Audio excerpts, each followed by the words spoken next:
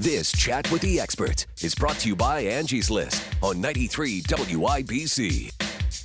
Welcome back to Chat with the Experts, brought to you by Angie's List. I'm Cal Hawk, and I'm here today with Chuck Hill, a senior electrician with Mr. Sparky in Indianapolis, and we're getting into a very illuminating discussion on indoor and outdoor lighting options for your home. We just spent the first segment of the show talking about indoor lighting and things to consider, especially when it comes to light bulbs. And something that goes along with that that I wanted to talk with you about, Chuck, is a dimmer. What rooms do you generally find are best for putting in a dimmer, and what all is involved in that process? What are some things you should be thinking about?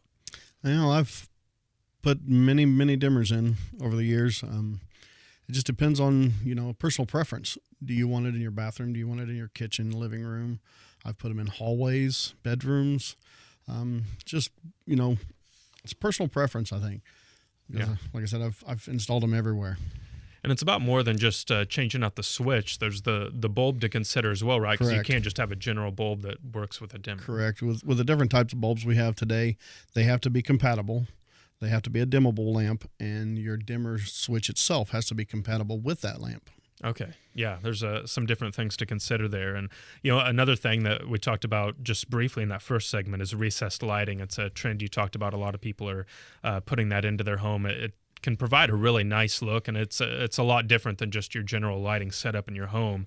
Where are some of the best places in the home for recessed lighting, and what all happens during your installation process there? A lot of people like a lot of light in their kitchen. So you'll find recessed lighting a lot in the kitchens. You'll find them in living rooms, bedrooms, bathrooms, hallways. They're pretty popular everywhere, even on the exterior of your home in your soffits. Some people put them in their soffits on the outside of their home. How do you know, I guess, when you need to hire a pro? Because, if I'm just switching out a light bulb, that's something I can do myself. At what point do I need an electrician to come into my home and handle the job for me? If you got some lights not working, some outlets not working, it's best to call a professional. That way they can isolate the issue and troubleshoot it. Yeah. Is there, I guess, best practices for knowing who to hire for a job like that? Like, how do you know you're getting a guy that's going to know what he's doing and is going to get the job done right? You definitely want to do some research and make sure they're insured, licensed, and bonded. Okay. Yeah, that's a big part of it. Is there documentation that you should ask for as you're talking with your electrician that they can kind of show you all that? Yeah, it can't hurt to ask for credentials. Yeah. Definitely. Let's talk about the outdoor lighting setups a little bit. What landscape lighting trends have you been seeing? The most popular anymore is low voltage landscape lighting. It's become very popular. It's a fairly simple installation. So what does that look like? Well, you have a transformer. It's a plug-in transformer. You put near an exterior outlet. You run your wiring, and there's just different types of fixtures that you can pick from. Yeah.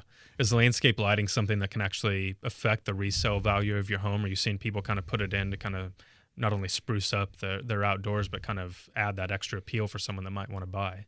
Oh, sure. I think so. I think any improvement you can do to your home is definitely going to appeal to the next purchaser. Yeah. And something like landscape lighting that done right, it can add a really nice touch to the outside of your home as you see it, from the street, from the sidewalk.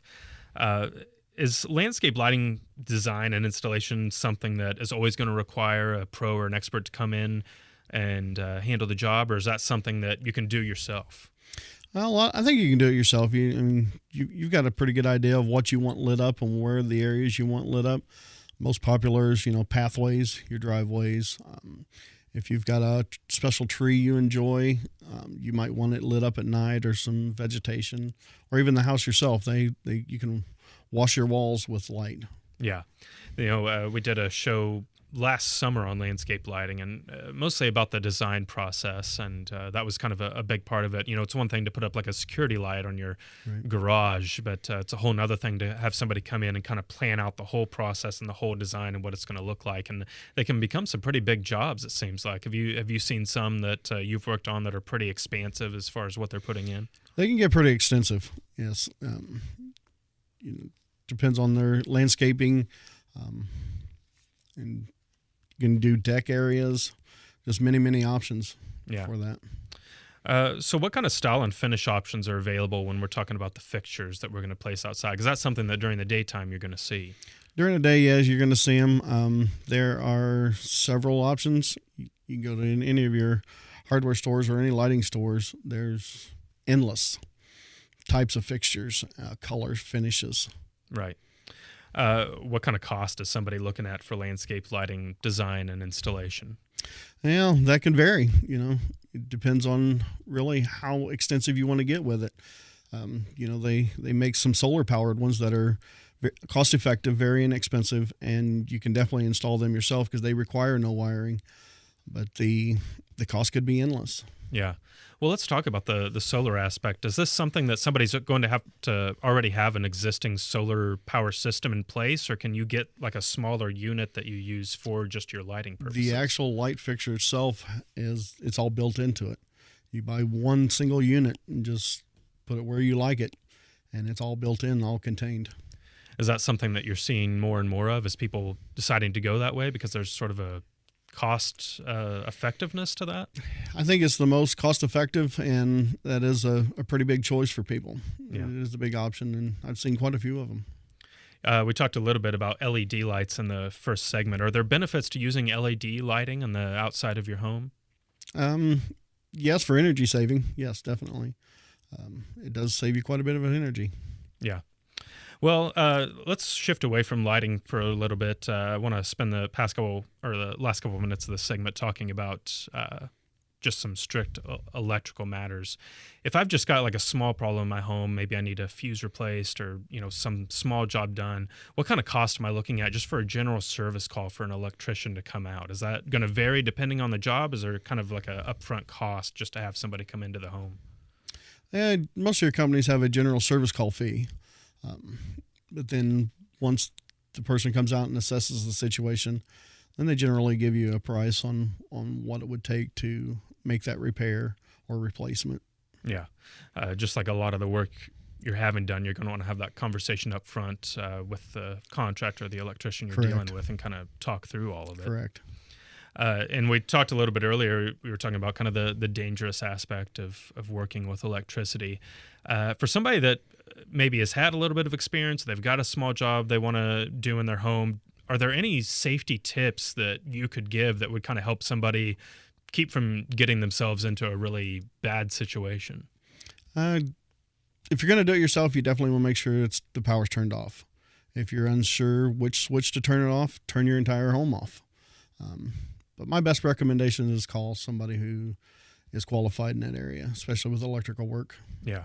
And so this would consist mostly of just going to the breaker box and, flipping a switch and turning off power in a certain part of the home. Correct. And using some testers just to make sure that it is off before you actually touch it. Yeah.